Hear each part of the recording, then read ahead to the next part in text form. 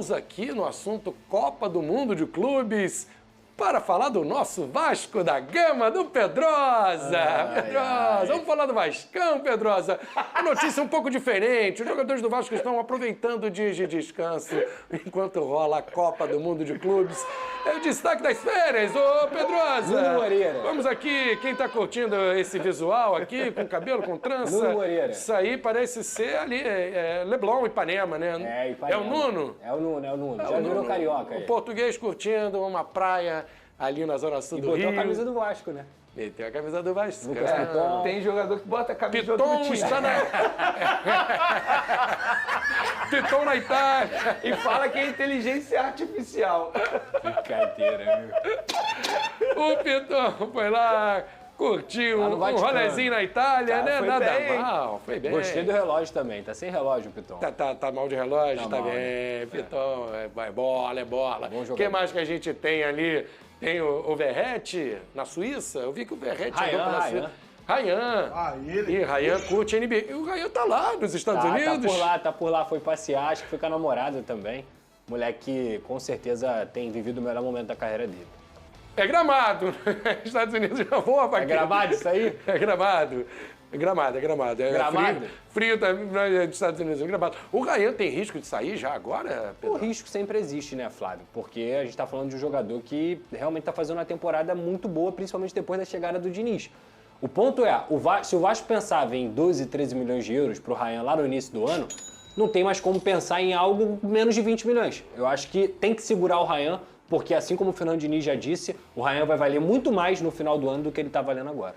O Tietê com o David Neres e o Anthony. Eles jogaram em São Paulo, talvez? né? São Paulo, a São turma Paulo. aí. Ex-São Paulo. Isso aí. Lá no Vasco não tem negócio de levar amigo, o jogador leva amigo. Porra, quem dera podia esses levar os aí. amigos, né? Porra, o Flávio. Quem dera. Flávio foi bem, né? Quem dera. Tem isso lá no Vasco? Tietê. Quer me levar? Tem 2 amigos aqui, eu só vocês forem. Vem comigo. Dá um guardanapo pra eles e fala assim, irmão, assina aqui rapidinho, só pra gente fazer um contratinho com o Vasco. Quem dera. David Neres em um de cada lado, hein? Que Podia beleza. ser. Olha, o Verratti. Em Zurich, Na Suíça. Na Suíça. Verratti, matador. gente fina. Tá na Suíça, arrebenta. Olha, ainda falando do Vasco, Paulo Henrique completou 100 jogos com a camisa Cruz Maltina. O PH foi um dos destaques do jogo contra o São Paulo. Uma boa lembrança que o vascaíno vai ficar aguardando, né? O último jogo, vitória sobre São Paulo, 3-1 no Morumbi. Vamos ouvir o PH? 100 vezes Paulo Henrique. O lateral completou o 100º jogo pelo Vasco em momento de ascensão com Fernando Diniz. Muito feliz, muito honrado por estar chegando a essa marca. Eu acho que o Vasco tem me proporcionado momentos incríveis na minha carreira e completar 100 jogos com a camisa desse tamanho, um clube da grandeza do Vasco, é motivo de muito orgulho para mim. Lembrou também o gol que mais marcou, justamente em um clássico regional. Acho que o gol que mais me marcou foi o gol contra o Botafogo, 2023.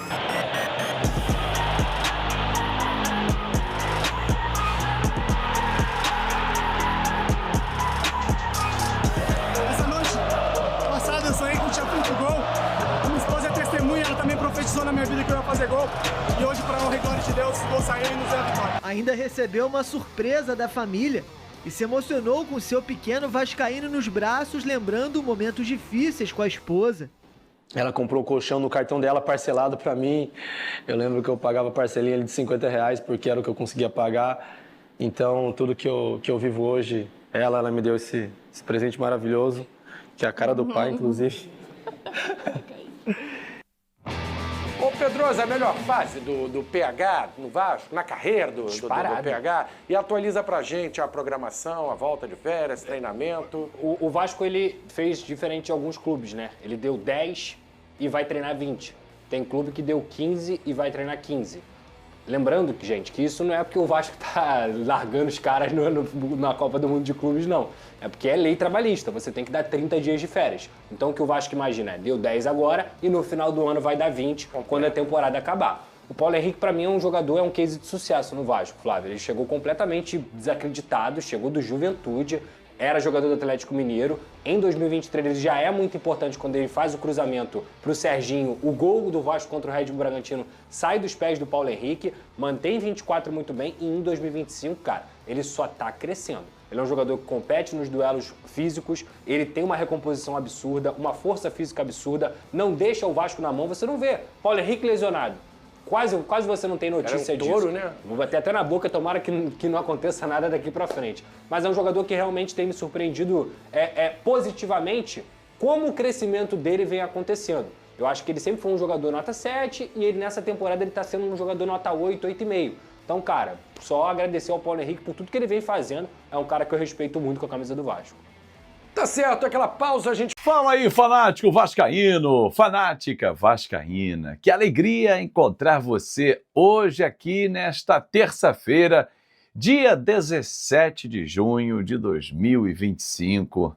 Tenha um ótimo dia, seja bem-vindo. Se inscreva no nosso canal, deixa aquele seu like, isso é super importante para que o YouTube entregue cada vez mais o fanático vascaíno para outros vascaínos. O novo diretor executivo já está no Rio de Janeiro, desembarcou ontem à noite.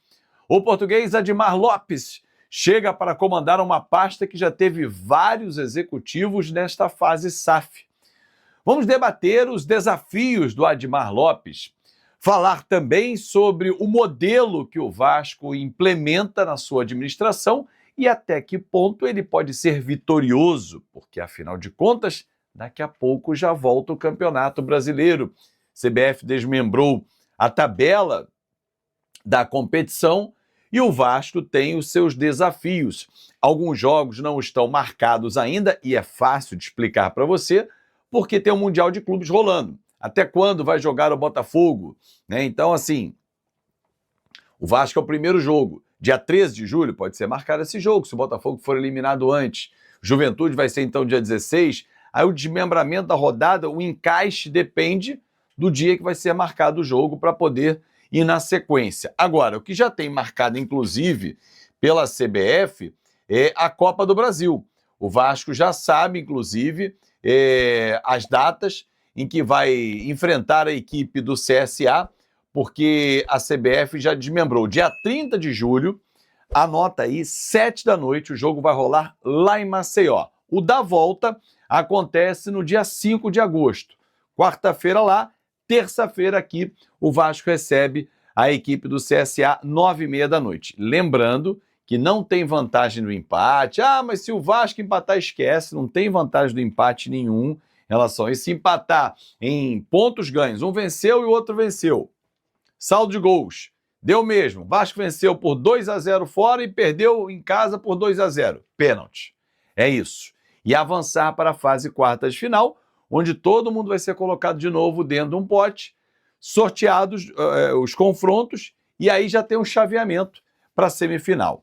Lembrando que o campeão da Copa do Brasil, só pelo título, leva 70 milhões de reais.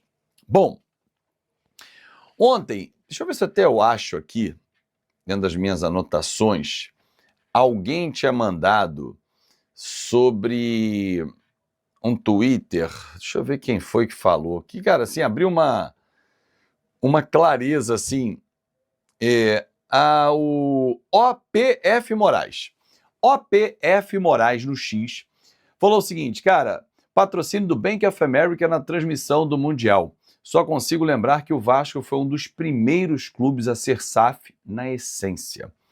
Tínhamos a faca e o queijo na mão para consolidarmos como a maior potência esportiva do Brasil. É muito soda.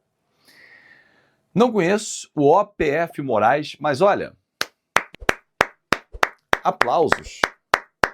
Porque se hoje nós discutimos o modelo de administração do Vasco, modelo SAF, que foi implementado, lá atrás tinha o Clube Empresa, mas antes disso, inclusive, existiu o patrocínio milionário para transformar o Vasco numa potência esportiva.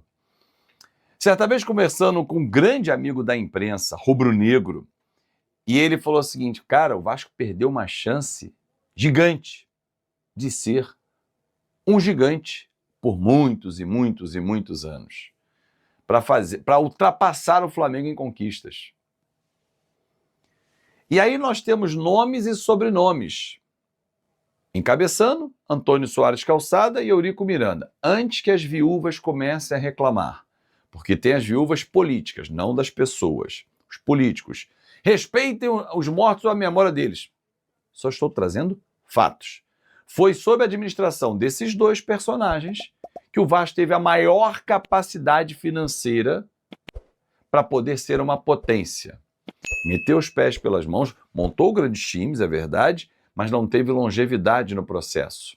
O que hoje nós estamos olhando os rivais jogando o Mundial de Clubes era para o Vasco estar lá. O Vasco era para estar nadando de braçadas há muitos anos.